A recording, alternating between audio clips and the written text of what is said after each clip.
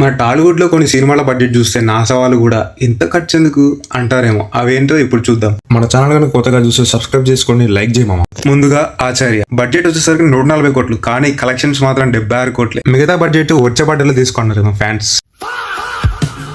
Next Radhe Shyam budget వచ్చేసరికి around 350 crores అయితే పెట్టారు, కానీ కలెక్షన్స్ వచ్చేసరికి 120 కోట్లు అయితే కలెక్ట్ చేసింది. అబ్బా, బడ్జెట్ చూసి బ్లాక్ బస్టర్ అనుకున్నారు అందరూ, కాకపోతే కలెక్షన్స్ వచ్చేసరికి బ్రేక్ ఏవని కూడా దాటలేదు. ప్రొడ్యూసర్ జాతకం చూడకపోవచ్చు ప్రభాస్ అన్న, అందుకే అట్లా అయిపోయింది. పోనీలేండి, నాకైతే సినిమా అయితే నచ్చుతుంది. కాకపోతే మీకు నచ్చుతుందా నచ్చదా కామెంట్ చేయండి. లైగర్ ప్యాన్ అండ్ హైప్ ఇచ్చి విజయ్ దేవరకొండ, మైక్ టైసన్ ఉన్నాడు, అది ఉన్నాడు, వాట్ లాగా దేంగి అన్నారు. కాకపోతే కలెక్షన్ దగ్గరకు వెళ్ళేసరికి ప్రొడ్యూసర్ కి 90mm రాడ్ దింపారు. సాహో బడ్జెట్ దాదాపు 350 కోట్లు అయితే పెట్టారు, కలెక్షన్స్ అయితే 400 కోట్లు అయితే కలెక్ట్ చేసింది. కాకపోతే అప్పట్లో మనోళ్ళకి సినిమా అర్థం కాక ఫ్లాప్ అయితే చేశారు. ప్రభాస్ అనే కెరియర్ లోనే అండర్ రేటెడ్ ఫిల్మ్ అంటే సాహో అంటారు, అండ్ నాకైతే బాగా నచ్చుతుంది సినిమా. గేమ్ చేంజర్ పేరు చూస్తే ఇండస్ట్రీ గేమ్ చేంజ్ చేస్తుంది అనుకున్నారు, కానీ శంకర్ అన్న గేమ్ చేంజ్ అయింది. రామ్ చరణ్ అండ్ శంకర్ డైరెక్షన్ లో వచ్చిన గేమ్ చేంజర్ మూవీ దాదాపు 400 నుంచి 500 కోట్లు అయితే బడ్జెట్ అయితే పెట్టారు. ఇంకో దీంట్లో ట్విస్ట్ ఏంటంటే 75 కోట్లు ఒక పాటకే పెట్టారని దిల్ రాజు గారు అయితే చెప్పారు.